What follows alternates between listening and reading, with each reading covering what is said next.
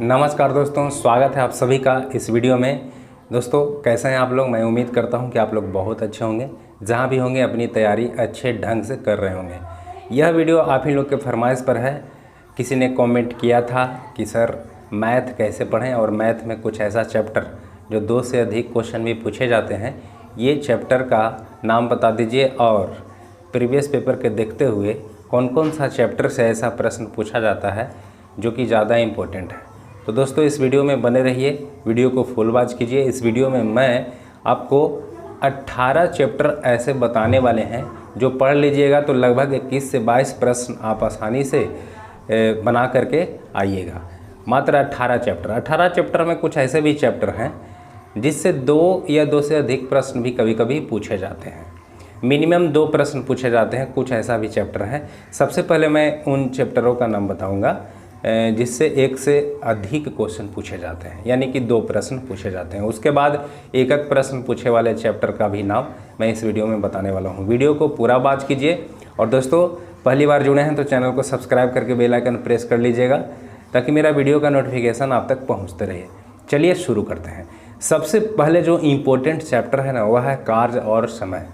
कार्य समय से एक नहीं, 1 से ज़्यादा प्रश्न कभी कभी पूछ दिए जाते हैं। आप प्रीवियस पेपर के सेटों में बना करके देख लीजिए।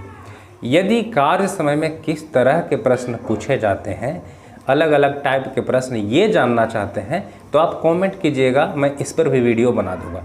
आज केवल चैप्टर के नाम बताने वाला हूँ कि कौन कौन सा चैप्टर जो है इम्पोर्टेंट है। पहले 7 ऐसे चैप्टर का नाम बताऊंगा जो 1 से ज़्यादा प्रश्न उससे पूछे जाते हैं। तो पहला चैप्टर हो गया कार्य और समय, इससे 1 से ज़्यादा प्रश्न पूछे जाते हैं। अगला चैप्टर जो है वह है सरलीकरण से। मैं डाटा तैयार करके रखा हूँ प्रीवियस पेपर को देखते हुए, है ना, बता देता हूँ आपको। दूसरा चैप्टर जो है जिससे ज़्यादा प्रश्न पूछे जाते हैं 1 से ज़्यादा, वह है सरलीकरण। हर सेट में आप देखे होंगे कि सरलीकरण से बोर्ड मास के नियम पर प्रश्न होते ही हैं। एक नहीं, कभी कभी 2-2 प्रश्न दिए जाते हैं। सरलीकरण में कुछ अलग ढंग के भी प्रश्न पूछ दिए जाते हैं, जो मतलब कि कुछ रूल बेसिक पर भी होता है, बोर्ड मास से हटके भी होता है। बोर्ड मास का रूल तो आप जानते ही होंगे, इसीलिए मैं बार बार नाम ले रहा हूँ। तीसरा जो चैप्टर है जिससे 1 से अधिक प्रश्न पूछा जाता है वह है लाभ और हानि। कभी कभी लाभ और हानि से भी 1 से ज़्यादा प्रश्न पूछ दिया जाता है। चौथा जो है एलसीएम और एचसीएफ है। एलसीएम एचसीएफ से हर शिफ्ट में प्रश्न पूछा जाता है, कभी कभी 1 से ज़्यादा प्रश्न भी पूछा जाता है। 5वां है संख्या पद्धति। संख्या पद्धति से भी प्रश्न पूछे जाते हैं, और 1 नहीं 1 से ज़्यादा प्रश्न भी कभी कभी पूछ दिए जाते हैं। 6ठा चैप्टर है प्रतिशतता, यानी परसेंटेज।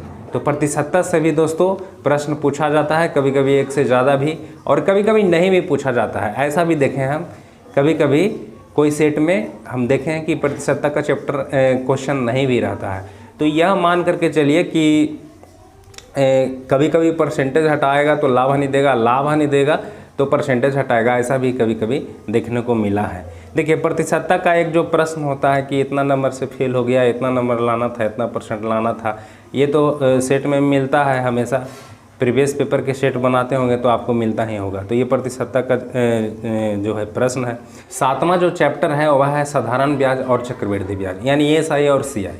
तो एसआई और सीआई से भी जो है 1 से ज़्यादा प्रश्न कभी कभी पूछ लिए जाते हैं। अगला जो ये जो 7 चैप्टर ऐसा है जो 1 से ज़्यादा प्रश्न इससे मतलब पूछा जाता है। ये 7 चैप्टर का नाम हमने बता दिया। कौन कौन है फिर से एक बार रिवीजन कर लीजिए।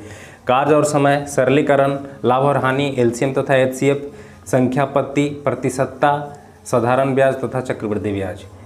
ये 7 ऐसे चैप्टर हैं जिससे 1 से ज़्यादा प्रश्न पूछे जाते हैं। प्रीवियस पेपर के सेटों में आप देख सकते हैं। अगला जो 8वां चैप्टर है वह है रेलगाड़ी से प्रश्न। रेलगाड़ी से प्रश्न भी पूछे जाते हैं। मिनिमम 1 प्रश्न होता ही है, और कभी कभी जो है चाल समय दूरी से भी प्रश्न होता है। तो चाल समय दूरी और रेलगाड़ी से लगभग कंसेप्ट सेम है, इसीलिए ये तीनों मिलाकर के भी प्रश्न दे दिया जाता है।